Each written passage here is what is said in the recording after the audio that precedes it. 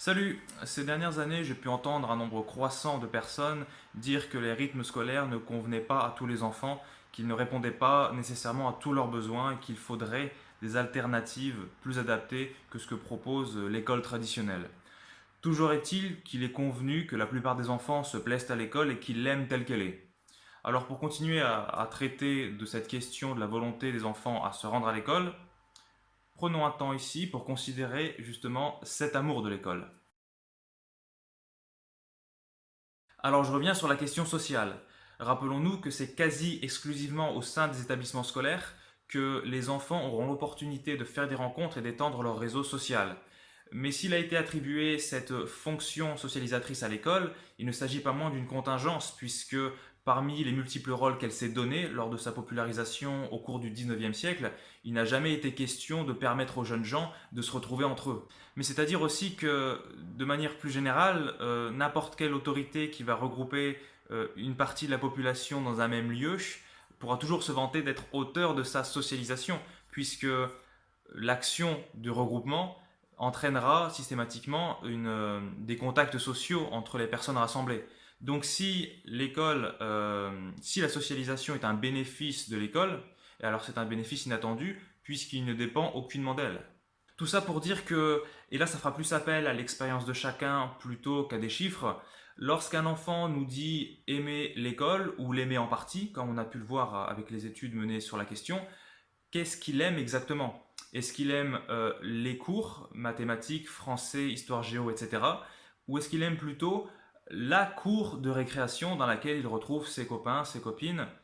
Parce que ces deux intérêts sont quand même assez différents l'un de l'autre. Par expérience, je constate que les retrouvailles entre amis, les discussions, les jeux tendent à être clairement ce qui motive davantage les enfants à se rendre à l'école plutôt que ce qu'ils y apprennent de façon formelle dans la classe. Et je pense que votre expérience ira aussi dans le sens de ce constat. Et si jamais ce n'était pas le cas, n'hésitez pas alors à partager votre expérience, ce sera très intéressant. Donc parce que l'école, ce n'est pas juste des cours avec un prof, mais qu'elle est un lieu de vie et d'interaction avec ce qui nous entoure, les intérêts des enfants pour cette école peuvent se trouver, et se trouvent beaucoup, dans des corollaires du système éducatif qui ne lui sont pas inhérents de façon exclusive, et donc que l'on peut tout à fait retrouver hors de ce système. Deuxième point, je pense qu'il y a une difficulté aujourd'hui à faire rentrer en comparaison l'école avec d'autres choses. Alors déjà pour les adultes, mais surtout pour les plus jeunes. Et c'est ce qui peut rendre cet amour de l'école discutable. Il y a une absence d'alternative qui amène les enfants à ne pas savoir se représenter ce que peut être une vie hors de l'école.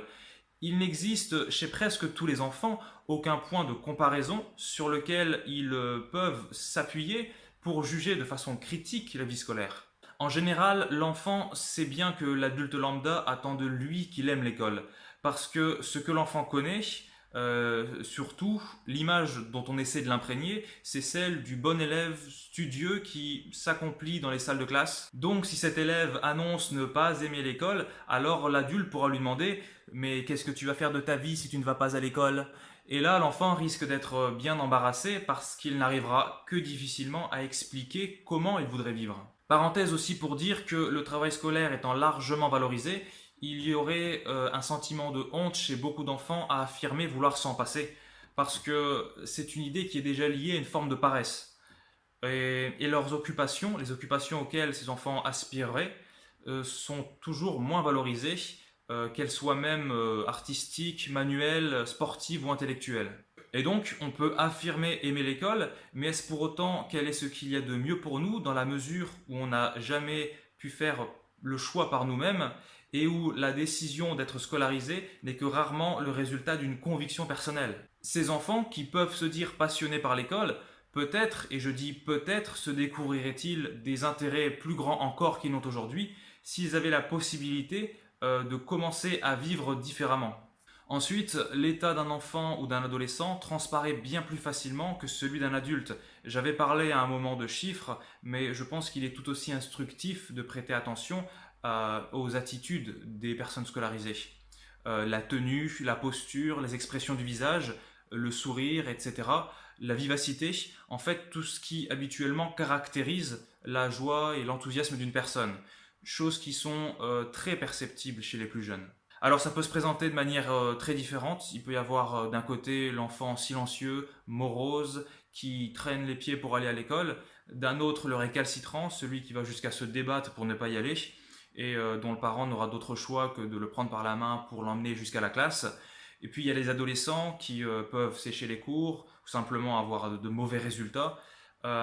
Toutes ces manifestations sont des formes d'opposition à une situation qui vont s'exprimer différemment selon l'individualité de l'enfant, selon son tempérament. Aussi, l'engouement des élèves lorsqu'ils rentrent en classe n'est souvent pas la même que lorsqu'ils en sortent. Visuellement, cette différence, elle peut être facilement perceptible lorsqu'on compare des élèves dans une salle de classe aux mêmes élèves lorsqu'ils sont dans la cour de récréation. Et peut-être que toutes ces attitudes qui reflètent finalement un manque de motivation et d'enthousiasme et qui éveilleraient chez nous notre intérêt dans plein d'autres situations, eh bien peut-être que nous y sommes moins attentifs dans ce cas-là parce qu'on est depuis toujours habitué à les considérer comme normales lorsqu'elles s'expriment dans un cadre éducatif, dans le cadre scolaire.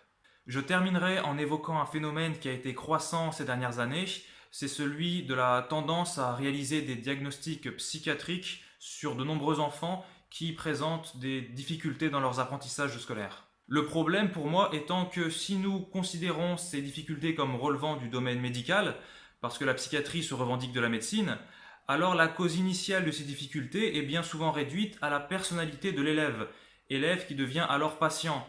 Et alors nous sommes de moins en moins en mesure de voir certaines anomalies qui pourraient être constitutives de l'école. La psychiatrisation des enfants peut donc facilement devenir une aubaine pour faire passer l'origine des difficultés vers celui qui vit ces difficultés. Ainsi, il sera plus facile de se dire que si l'enfant n'est pas aussi bien qu'on aimerait qu'il soit à l'école, ce n'est pas parce qu'il ne l'aime pas, ce n'est pas parce que l'école n'est pas bonne pour lui, puisque l'on se dira que la cause du problème est certainement extérieure à l'école.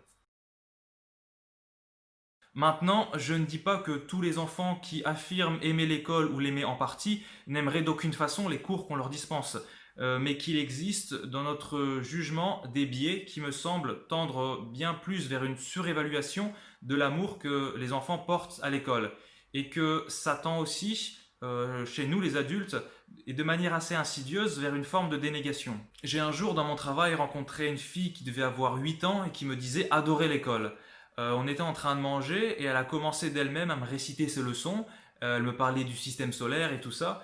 Et c'est vraiment avec entrain, dans une réelle joie, que je la voyais me dire qu'elle aimait toutes les matières sans exception.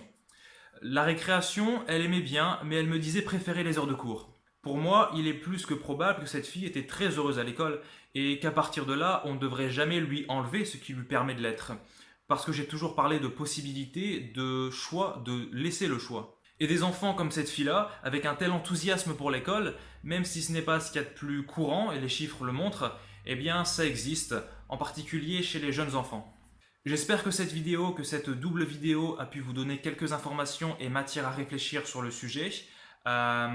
Pour que l'école se démocratise depuis plusieurs siècles, il a fallu insister d'abord auprès des parents pour qu'ils envoient leurs enfants à l'école. Aujourd'hui, cela va de soi pour les parents que d'envoyer les enfants à l'école, mais ce n'est toujours pas une évidence pour la plupart des enfants que de s'y rendre. On est entré dans une logique particulière puisqu'il semble qu'on n'ait jamais eu autant de souciance pour le bien-être des enfants à notre époque actuelle, mais que ce bien-être doit passer par la non prise en compte d'un certain nombre de réalités dont j'ai ici parlé, et notamment le fait que l'on doive avoir recours à des chantages, même si dans les faits, ils ne sont que rarement explicitement exprimés. Et je sais que pour des personnes en particulier qui ne sont pas familiers avec le type de questionnement et de vision que je propose ici, je sais que le mot chantage peut paraître fort, voire déplacé. Je pense vraiment qu'il faut essayer, avec ces choses-là et d'autres dont je parle, de les analyser en termes de réponse à des rôles sociaux que nous incarnons, et donc largement suggérés et évolutifs, plutôt qu'en tant que manifestation de personnes prises dans leur individualité. Et donc de voir ces chantages, chantage parce que ce que j'ai décrit répond pour moi parfaitement à la définition de ce qu'est un chantage, et bien de les voir comme le résultat d'une impasse dans laquelle on se trouve, les parents, dans laquelle ils ont été menés. Parce qu'autrement, et c'est une tendance normale, on va prendre les choses pour soi, on va se sentir attaqué personnellement, et forcément, non seulement c'est fort désagréable, mais en plus, on va se fermer à un certain nombre d'idées, parce qu'on va les voir comme des attaques, comme des offenses. C'est fini pour cette vidéo, vous pouvez toujours commenter. À très bientôt.